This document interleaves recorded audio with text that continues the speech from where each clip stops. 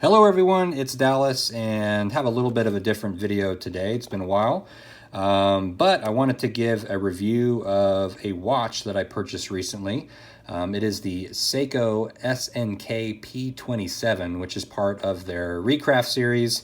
And so I'll give you a little bit of a unboxing. It's not a true unboxing, but figured what the heck, might as well show you the T. And so here it is, pretty standard. Coming out with a pillow. You're going to get, actually didn't come with any instructions or anything, just came with the warranty card, which is fine. Obviously you can download stuff online, so why deal with the books? And then here is the reference number, which is the model number, and the suggested retail price. That is not what I paid for it. I paid about $100 less than that. And when these first came out, they were actually, they're actually roughly about $100 retail. So anyway, this watch was beautiful. I watched several reviews to see what it was like, and my biggest fear what it was going to be too big. And then when I got it, I was pleasantly surprised at how well it fit on my 7-inch wrist. So it actually fits really, really well. It is an automatic watch. Self-winding, which really just means you can't wind it yourself. So one of the benefits of the movement inside of it is that when it was delivered, it had enough movement to power it. So it was ready to set the time and go right away, so I didn't have to wait or shake it for 30 seconds, which is usually what you have to do. I've been just kind of putting it in my pocket and walking around with it, and that seems to do just plenty. But yeah, it's 21,600 vibrations per hour. The power reserve is 41 hours, which is pretty good.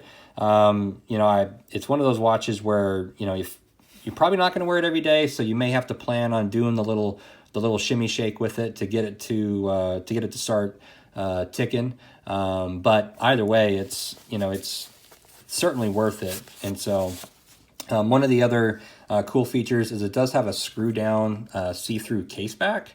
And so not the best movement in the world, but it's still pretty cool. You can still get that rotor to move, so you can see even more of what's going on. It is a stainless steel case. The diameter is 39.5, but it really wears larger than that. It's probably about a 42 if you're really trying to figure out what it's going to look like on your wrist.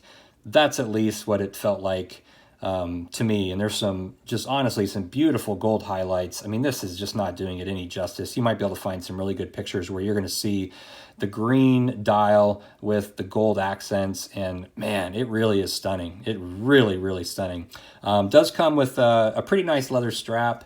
It is rather thick, as you can tell, and so it certainly is durable because of that. But at the same time, I think that might be, like, I'm okay with that. That's perfectly fine, but that might just be something to keep in mind. If you don't like thick straps, you may want to pass on this one, or at least get a new strap. You can buy aftermarket straps that look pretty awesome on this watch. Just look up Seiko SNKP27 straps, and you'll have a bunch of videos with some really awesome looking straps, some really great videos.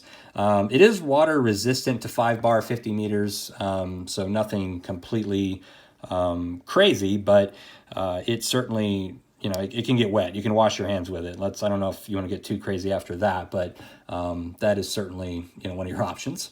It does have a day-date calendar. And speaking of the date, might as well do a watch check. It's appropriate. It is Sunday, so I've got my Timex Weekender on an olive strap. Not a huge fan of the strap, but this is a great little watch just to hang out with. Actually worked to the gym today, and that worked pretty well. But this is such a cool watch. I love the retro design. It really surprised me at how quality it felt, how well it felt, and also how well built it is. And again, the size on the wrist, that was my biggest fear, is that it was going to be too big on the wrist and I wasn't going to like it.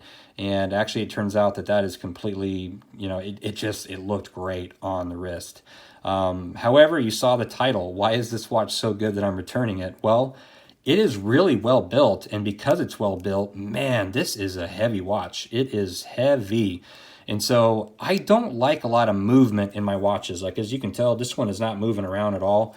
that's what I prefer. I don't like a lot of movement. And the only way I can get this heavy of a watch to not move on my wrist is if I just put it on crazy tight. And I thought about doing a couple of different straps and seeing if I could make it work that way. But at the end of the day, I just realized that either if I'm doing metal or a thinner strap, I'm going to have this thing just choke in my wrist, which just isn't going to be a good wearing experience. So I haven't really heard that criticism too much. I mean, I have heard some people say that it was heavy, but you know, if you've got some sensory issues like I do, this is probably, it might wig you out just a little bit. But you know, again, you know, what if you're saying, hey, Dallas, man, I love this watch. I love the gold green dial. You know, what are some other options? Well, you're in luck. If you go to Seiko's website and look at their Presage series, I think that's how you pronounce it. They've got a couple other options in this same dial color scheme. So if you look at the SRP E45, that's got a green dial with some gold accents as well as the silver backing or the silver case. So that does, I mean, it is pretty, it's very, very similar if you like this look so much, which I know a lot of people do. And then also the SRP D37, it doesn't have the gold to it, but it does have the really nice green dial, and green is just making such a big comeback right now. And so I actually have my next watch that I'll review is going to have a little bit to that too.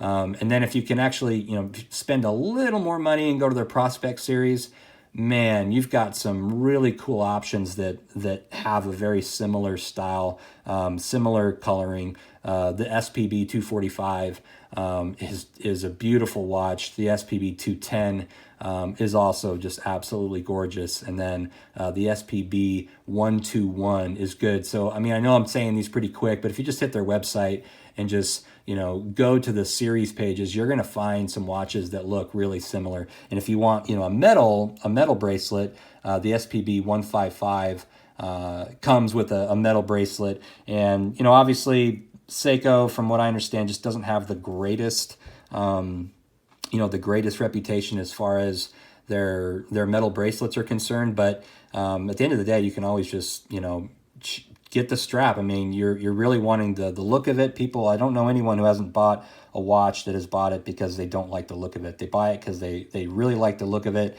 and maybe they trust the movement. And so the movement is the Caliber 7S26, which, you know, for the money is one of the most reliable movements you can get. It's a little older, but it's going to tick and you're going to have fun with it. So if you're okay with a heavy watch, man, go ahead and get this one. It is absolutely beautiful. I think Amazon at this time has got it on sale for like $175, which is much higher than what it was when it originally came out. And maybe you're going to overpay for, you know, possibly $100 watch. But man, the look of it, if you're digging the style, definitely go for it. But yeah, that is it. Thank you so much for watching. Enjoy your watch game, and I'll see you next time.